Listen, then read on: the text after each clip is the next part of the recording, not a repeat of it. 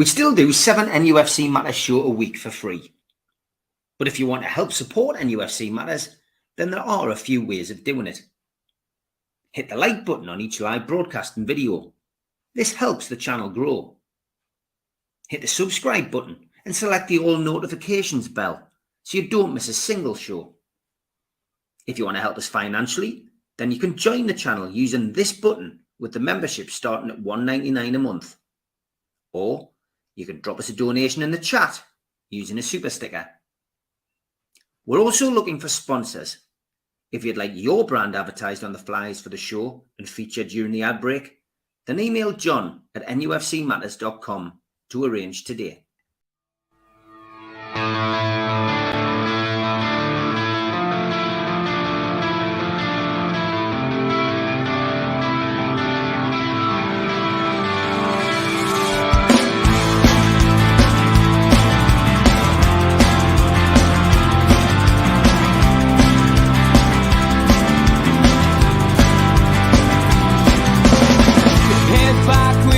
Attack. It feels like I've been talking to myself again, but it's the only way you're ever gonna learn. You look back and it's all in the past. I'm dwelling on the thoughts I cannot say to you. If I don't say the words, then maybe it's not true.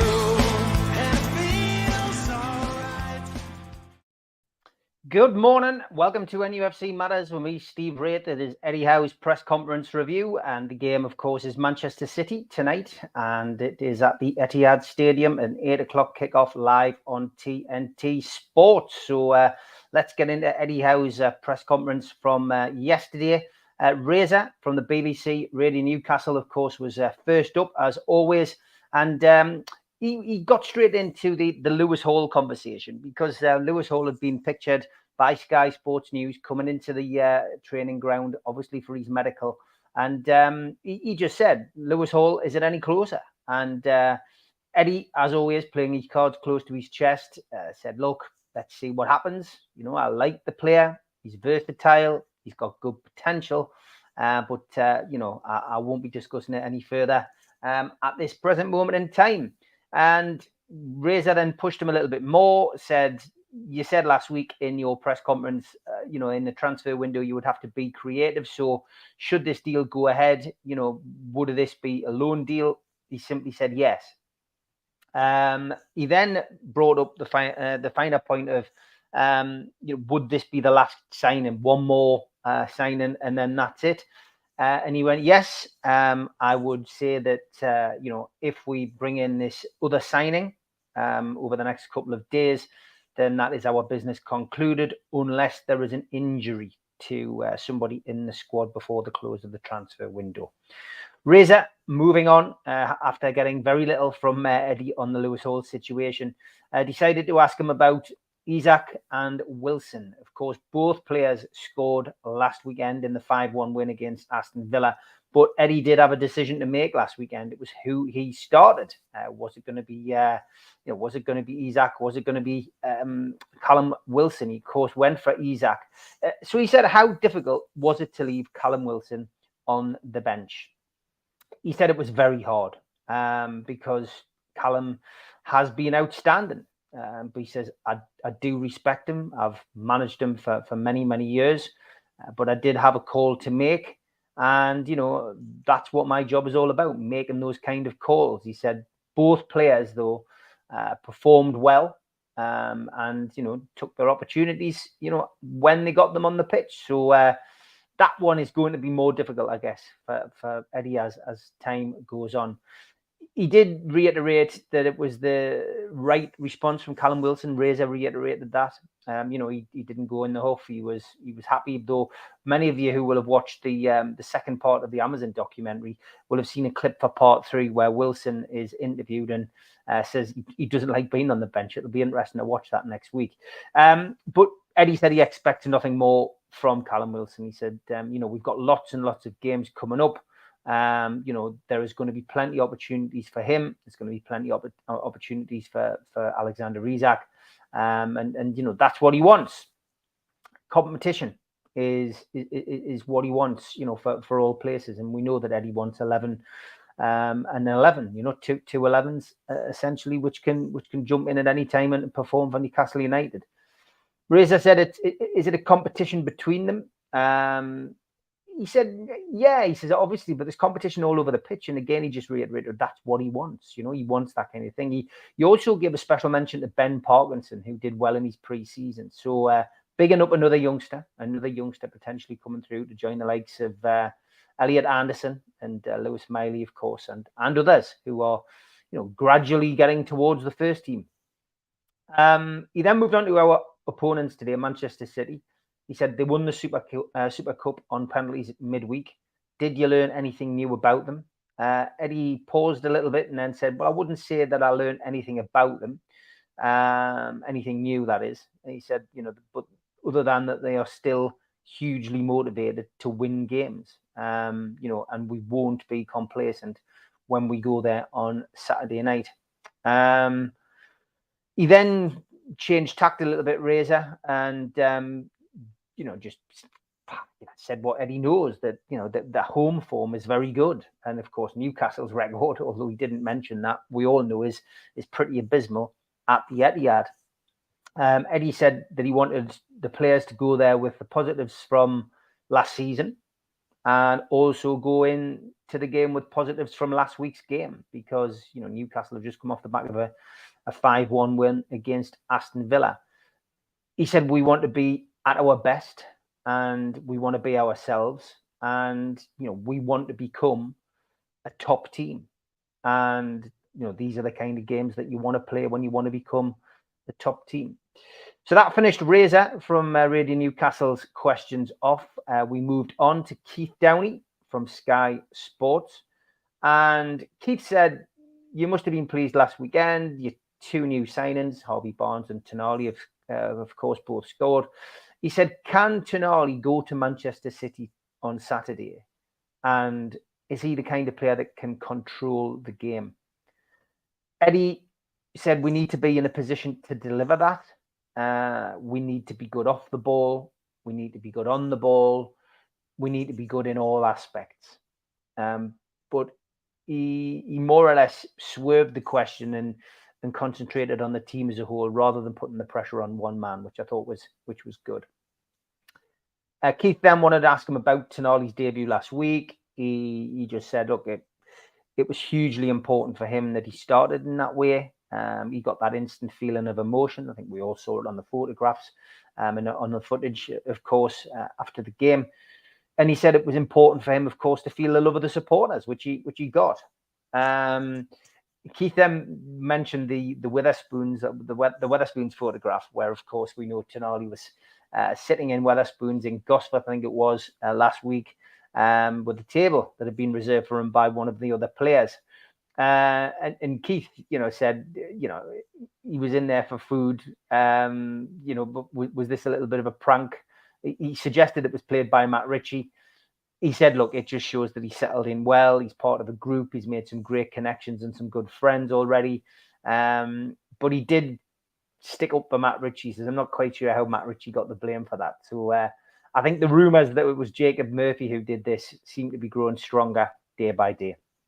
But Eddie wouldn't say who, but did laugh at it and did say he found it quite funny, as I'm sure Tonali did.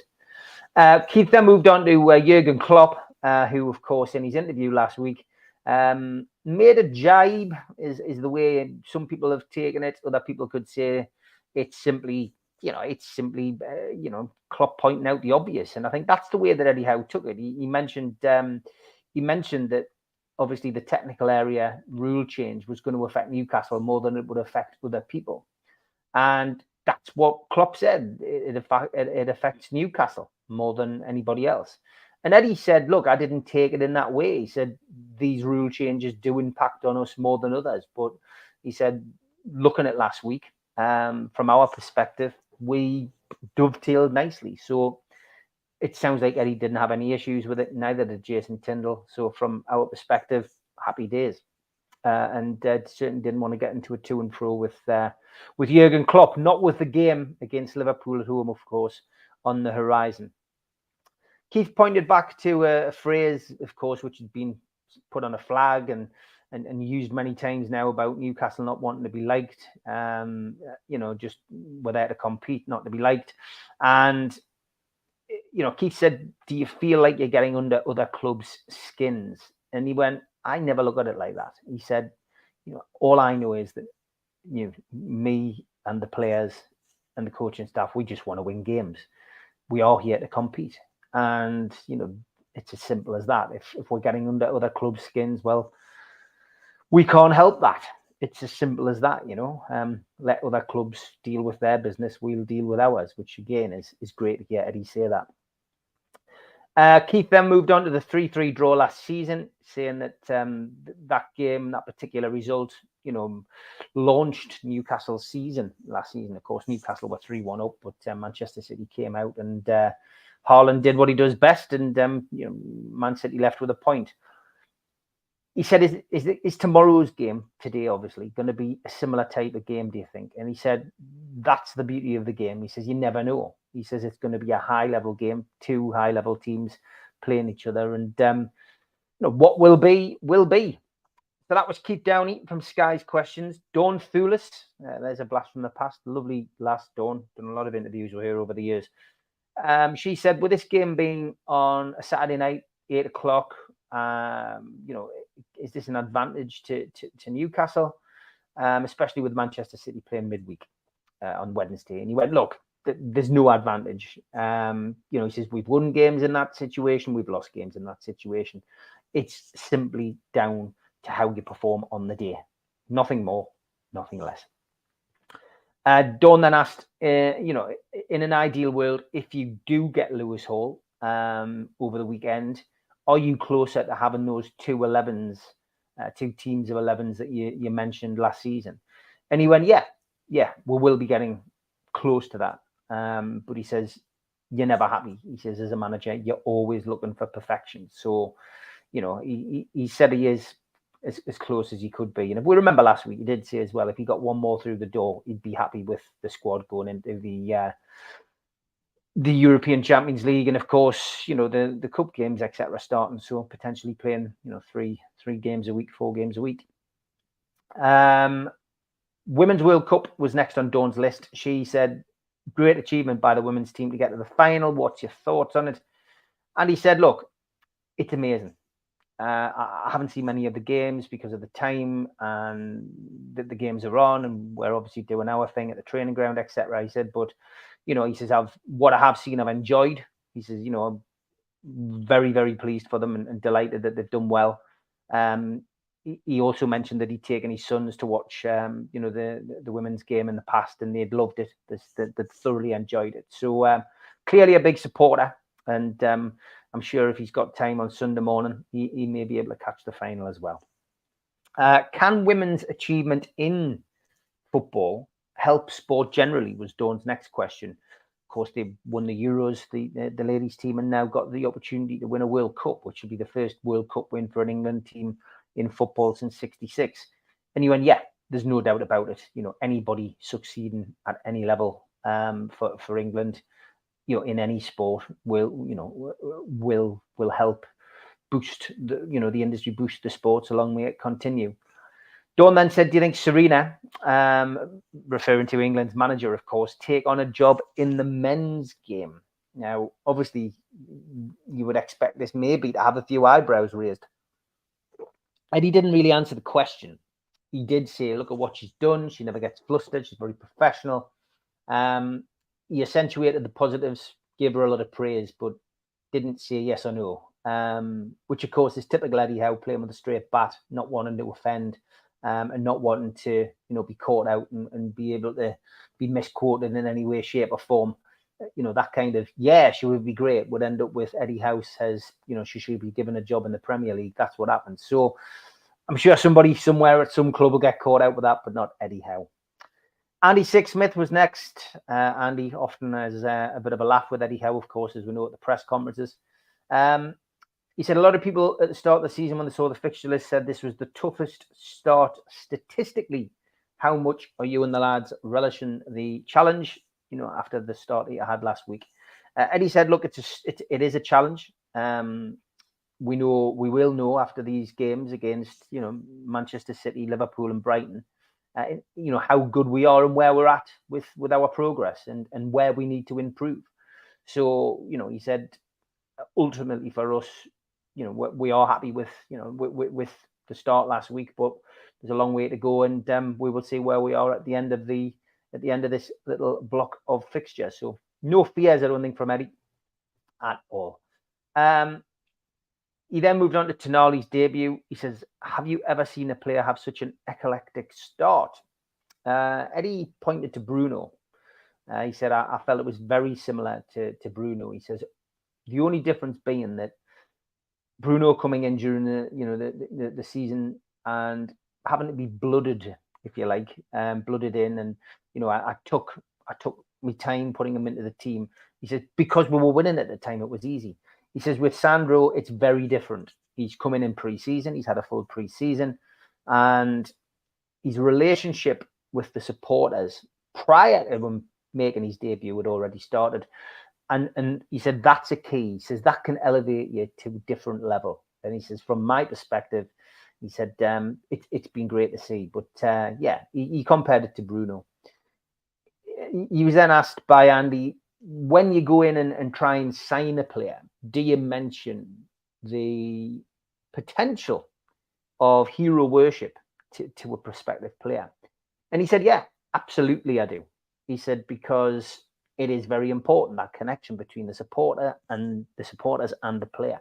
And he said, ultimately for me, I tell them, if you want that connection, you've got to earn it. And it's what you give for the club when you play wearing that black and white shirt.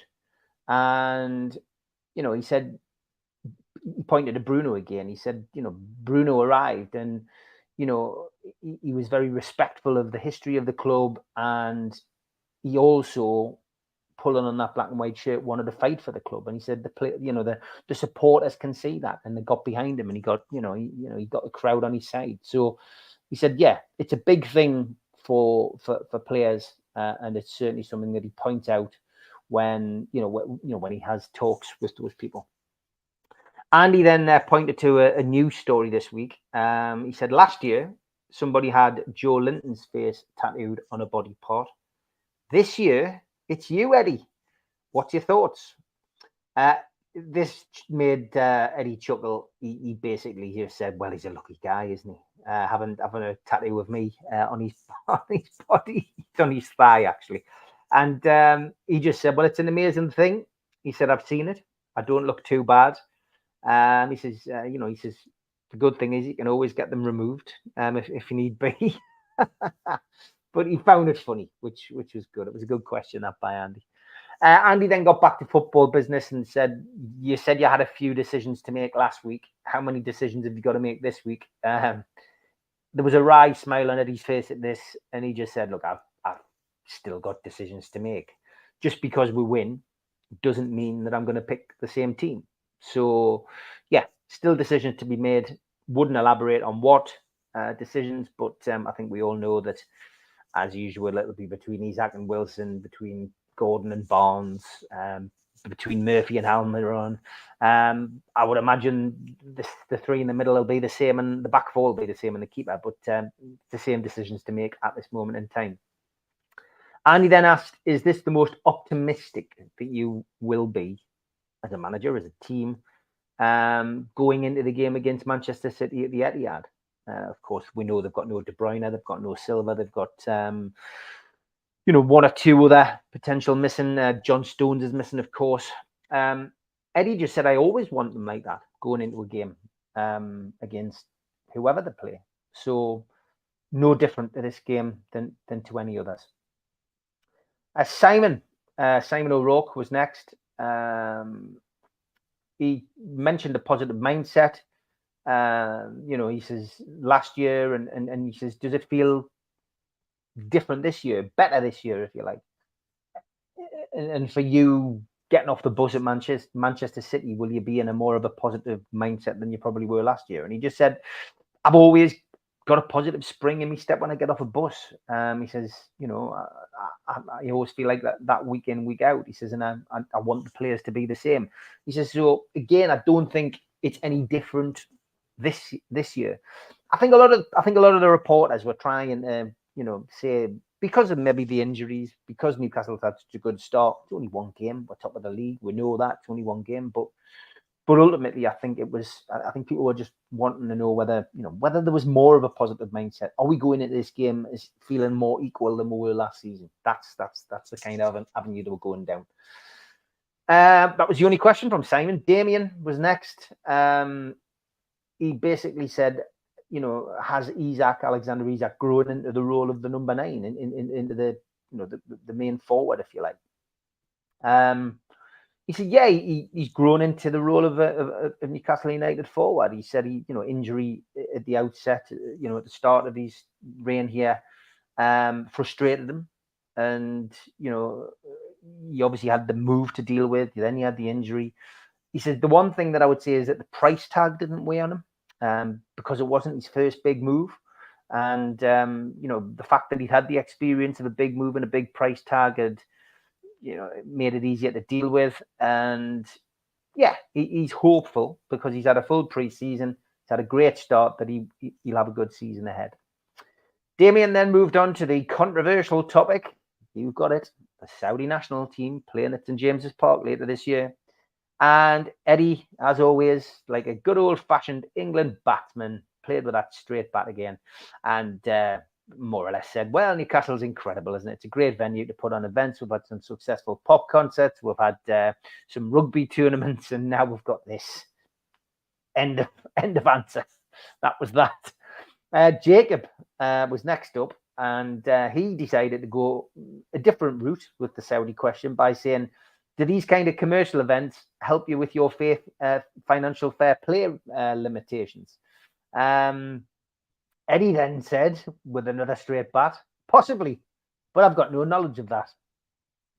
And he then tried to push him about something else and about the games. And he just said, look, I had no knowledge about these games. I found out at the same time as you guys. So clearly, he is very good at answering these questions on Saudi. And I do always chuckle when I hear the answers back from his press conference. Jordan Cronin was next. Are you happy with the transfer window if you get this last player? Eddie then, I expected him to say yes, because last week he more or less said one more and I'll be happy. But this week he said, I may feel different in a year. He says, I see it all the time. People will say that's a great signing when somebody signs, but I haven't seen him play. He says, time is the greatest indicator. But I will say that it feels like it's been a good window. So we'll leave it at that, he said. Strength and depth, have you got it? Was Jordan's next question with the transfer window that you've had. And he said, getting there. But I won't feel that I can answer that question properly until September. Obviously, the Champions League kicks off then. Newcastle will have kicked off the Carabao Cup games as well. So and have a busy Premier League schedule. So it'll all be about keeping players fit, he said, and of course, suspensions. Anyone gets sent off, who knows?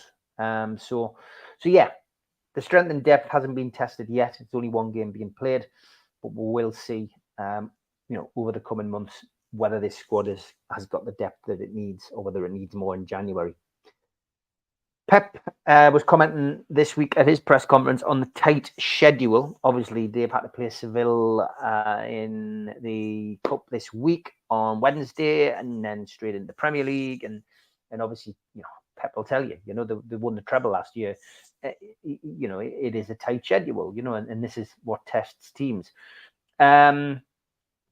Eddie just said, look, yeah, I agree with everything that Pep says. He said, I felt for him this week because obviously they have to play Wednesday night and, then get ready for the game against us. So, yeah, he says, I do agree with what Pep says. Another Dom was next. He said, looking at the fee you paid for Alexander Isak, would you say that he was a bargain now? he decided to go back to time again. He just said, look, time gives you a perspective, because every year fees continue to rise. He said, what I do know, because of how we played last season with the players that we brought in, we know we are making the right decisions. And then he asked, Dom asked if there's any players returning from injury this week. He said, no, not that I know of. Still the same casualties, of course, Willock and Kraft. But he did say that the squad was in a good place. Lee Ryder was next from the Evening Chronicle. Lee just said, would it be right to say that with the transfer business that you're doing, you're building a team for today and you're building a team for tomorrow? Eddie said, yes, we're doing both, yes.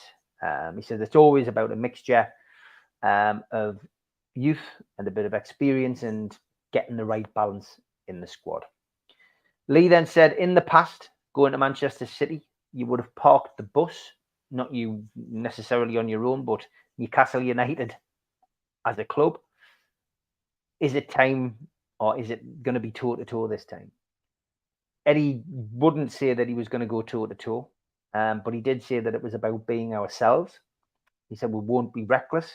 We won't be silly. We will try to get the balance right. He said, at the Etihad, you can't sit deep all game. And from his perspective, he will have a game plan. He will know what he wants to do. And I'm sure Eddie Howe will get it right. I've got to be honest, after I said what I said on the Amigos last night, I think we will come away with something tonight. I wasn't as confident as the rest of the lads. I do think 1-1, but I think we'll give a good account of ourselves and put ourselves on the map tonight. But yeah, getting back to Eddie's answer, won't be reckless, won't be silly, get the balance right is how we answered that question. One game only, you're top of the league, you've beaten Villa 5-1, but I presume you're not getting carried away, was Lee's next question. And he agreed. He said, yeah, you've just got to keep your feet on the ground. He said, actually, I haven't seen the table. I might have a look at it before we start training today. There was a little murmur and chuckle of the journalists in and around the room when he said that. But yeah,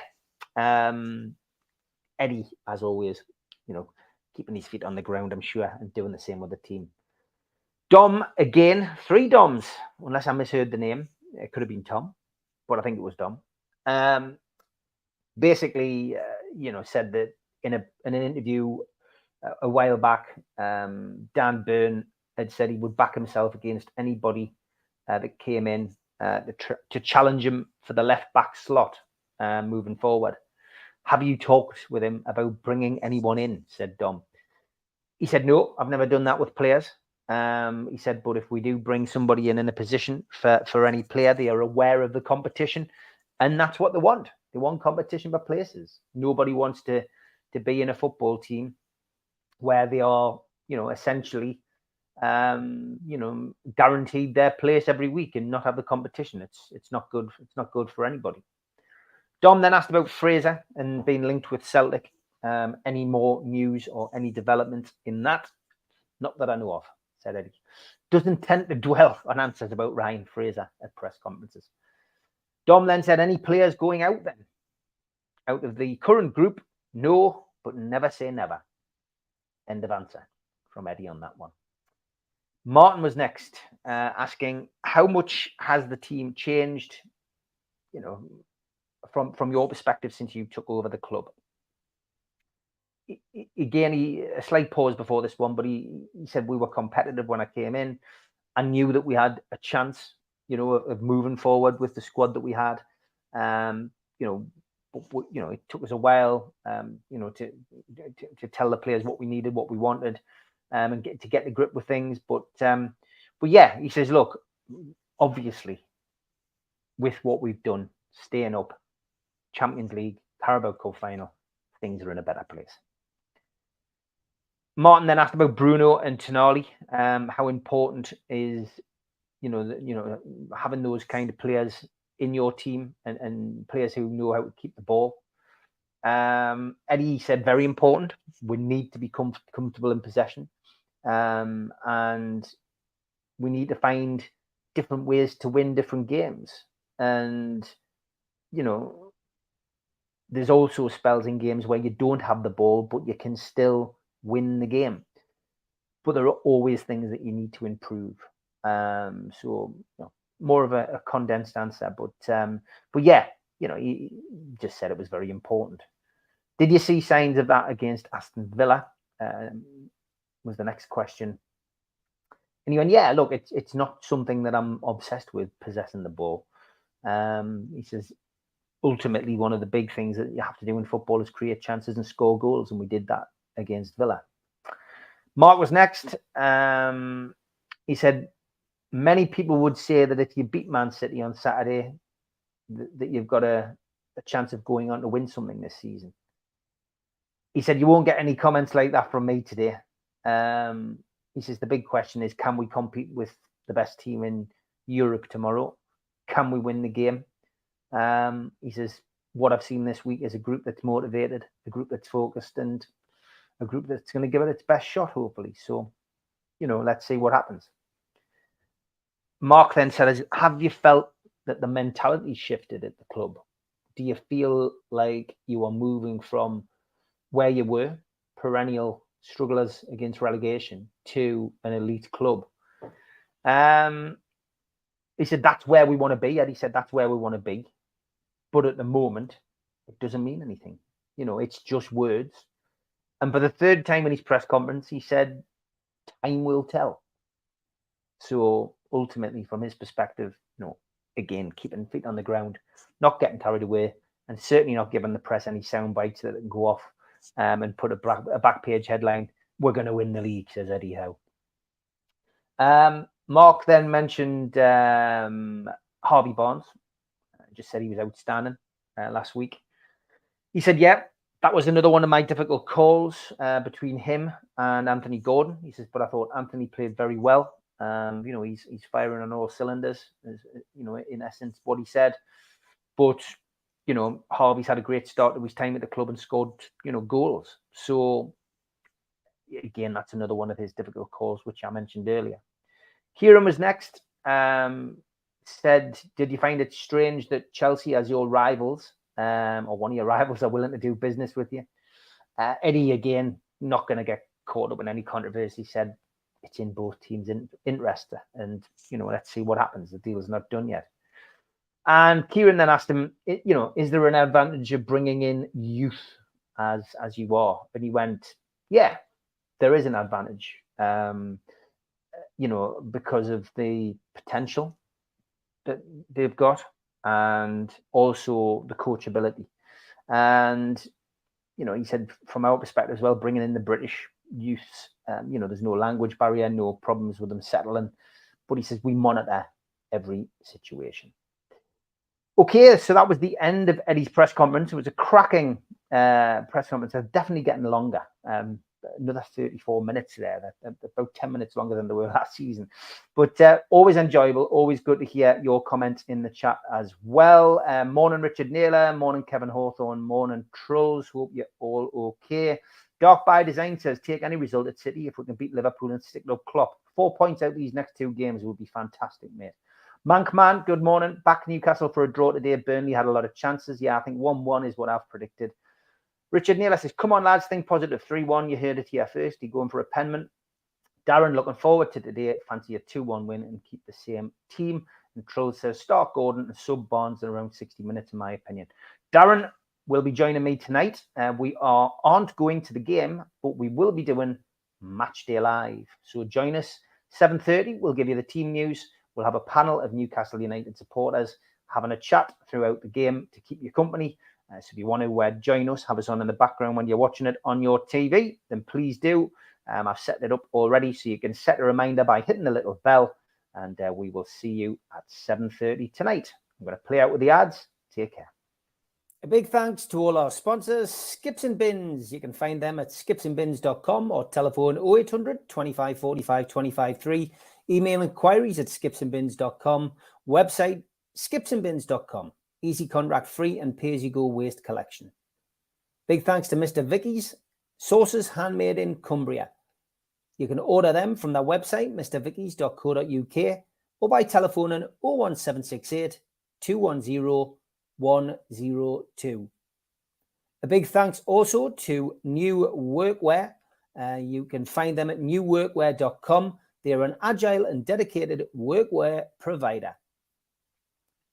Welcome back as well to United Travel. They are a UK coaches firm and they are based in the Northeast. They've got 2024 tours and you can contact them on 01670 632 460 or mobile 0791 666 4174. Email info@unitedgrouptravel.com and they've got a website which is unitedgrouptravel.com. There's no strangers on their tours, just people you haven't met yet. Big thanks to them for their sponsorship. Big thanks as well to Media Arts, and they supply all the video technology. If you want to become a member and get a cup, a pen, a membership card, and a scarf, then get your smartphone and put it over this QR code. It will take you straight to the membership pack. It's a £25 one-off fee. You can also go to NUFC Matters website and search membership pack to book today. If you want to help the channel, then subscribe to it by hitting the subscribe button. Hit the thumb up under the video to like the video and click share to share to your other social media. We're also available as a podcast on iTunes, Spotify, and other podcast providers. Don't forget, we help the food bank on this channel. If you want to do so virtually, go to nufcfansfoodbank.co.uk and make a donation today. The Alan Shearer raffle is back on. 150 tickets, £1 a ticket, win a limited edition signed Alan Shearer ball. Enter today at nufcmatters.com.